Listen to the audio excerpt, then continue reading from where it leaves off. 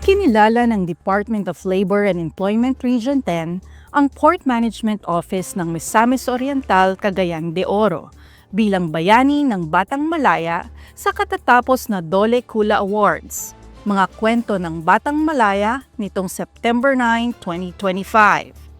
Ang Dole Kula ay isang taunang anti-child labor film festival na inilunsad ng Dole Region 10 sa Northern Mindanao. Layunin nitong itaas ang antas ng advokasya laban sa child labor sa pamamagitan ng paggawa at pagpapalabas ng mga maikling pelikula na tumatalakay sa mga tunay na kwento ng mga batang manggagawa sa rehiyon.